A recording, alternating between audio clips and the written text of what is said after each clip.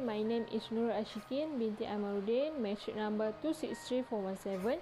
Today, I would like to present about the best practices of tourism planning and development in Argentina.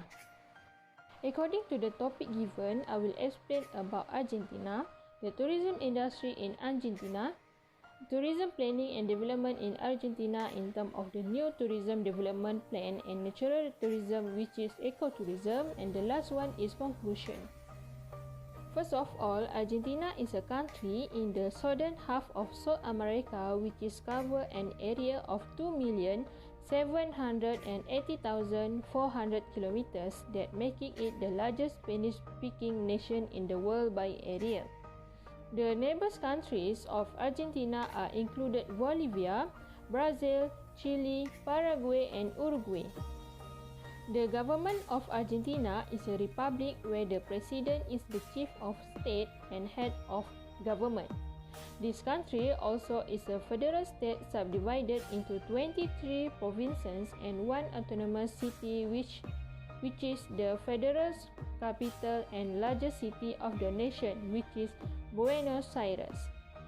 Argentina has a mixed economic system which is included a variety of private freedom combined with centralized economic planning and government regulation. As we all know, Argentina is a largely urban country. For instance, Buenos Aires, known as the national capital that has spread across to the eastern Pampas with its ring of mountains. It is also among Southern America's most cosmopolitan and crowded cities and is often likened to Paris and Rome for its architectural styles and lovely nightlife. Buenos Aires also is a home to about one-third of the Argentinian people.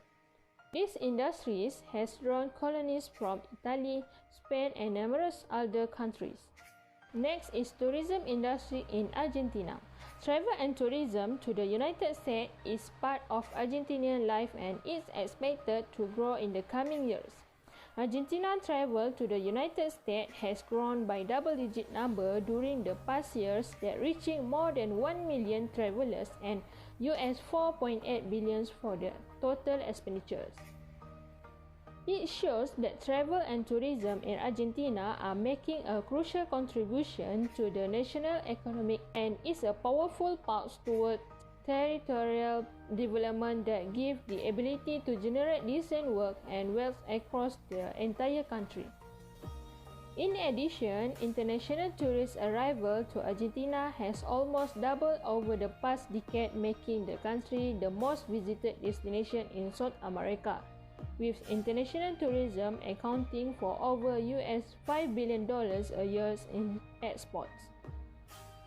The top destination visited by Argentinians is Florida, in particularly Miami and Orlando, New York, California, and Washington. The United States gateway are Atlanta, Dallas, Houston, Miami, and New York City, with non-stop service to Los Angeles as of December 2018. Furthermore, the number of travelers varies depending on the season. For example, peak travel time tends to be during the summer holidays on December to February, and winter school holiday in July.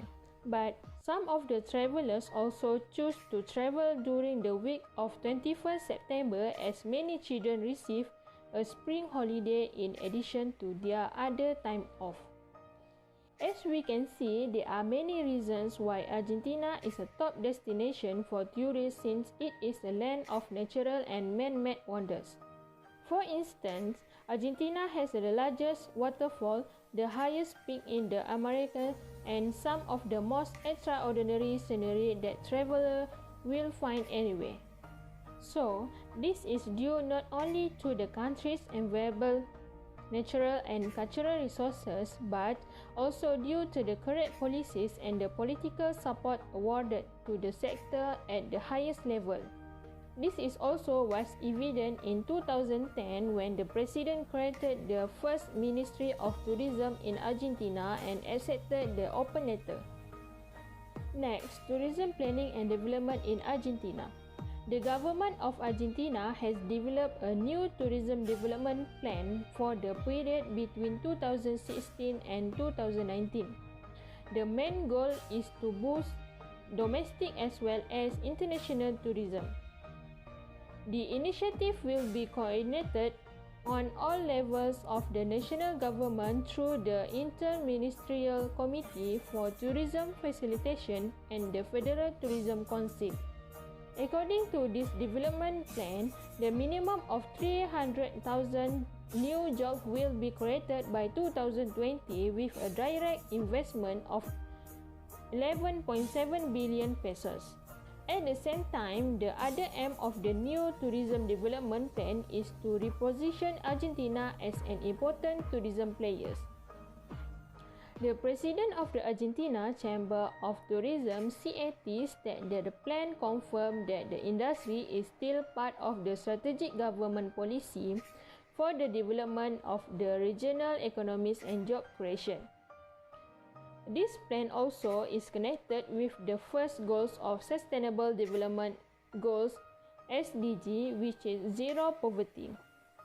As evident, jobs associated with tourism in Argentina were 6.2% of the total economic in the various sectors such as hotel, restaurant, travel agencies, transportation companies for tourism purpose, and the users of beaches, recreational park, reserve, museum, convention centers, fairground, and other spaces for the reception of visitors and related activities.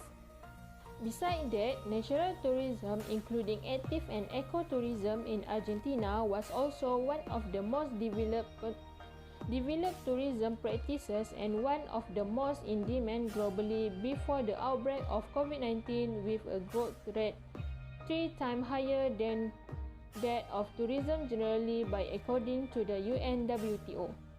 Argentina has arguably one of the best system of national parks of South America, but protected areas are still under threat from development.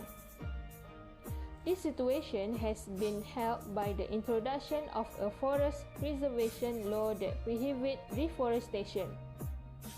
Now, Argentinians are starting to become increasingly aware of the natural resources that they could potentially lose if measures are not taken to preserve and sustain their environment. Moreover, tourism can assist in the protection of national parks and reserves, as the income generated through entrance fees and tours by local guides provide a great reason why the area should be protected in the future. There are two examples of tourism in Argentina. The first one is Iguazu Falls National Park. This national park has been listed as a World Heritage Site in 1984, and it is one of the most stunning national sites in the world and home to diverse range of plants, birds, and animal species. This way can help to conserve one of the largest and most spectacular waterfalls in the world, and effective management of the protected area is contributing to the survival of species in the area. The second example is Ibera Wetlands. Ibera Wetlands is one of the most important protected areas in South America. This rich ecosystem is protected by a natural provincial reserve as part of the Ramsar Convention to conserve and sustainably use the wetland. Over the years, the reserve has undergone sustainable development with access road and rail for tourists, a solar power generating station, sanitation and waste management facilities. So, in conclusion, tourism planning and development is enable a range of benefit to all stakeholders. For example, this implementation can increase income and job for tourist spending. It is also can help to preserve cultural and natural heritage for tourists, and at the same time can increase understanding of other cultures. There are many practices of tourism planning and development in Argentina, such as develop new tourism development by government of Argentina and develop natural tourism, which is ecotourism. So, This planning is a very important part of tourism because it is a key to maintaining sustainable tourism in the country. Last but not least, tourism planning and development is the determinant of whether it is set to be implemented, which can give more positive impact to the nation and local, or it fail in terms of effectiveness to be able to affect both parties. So, that's all from me. Hope you enjoyed the video. Bye. Have a nice day, everyone.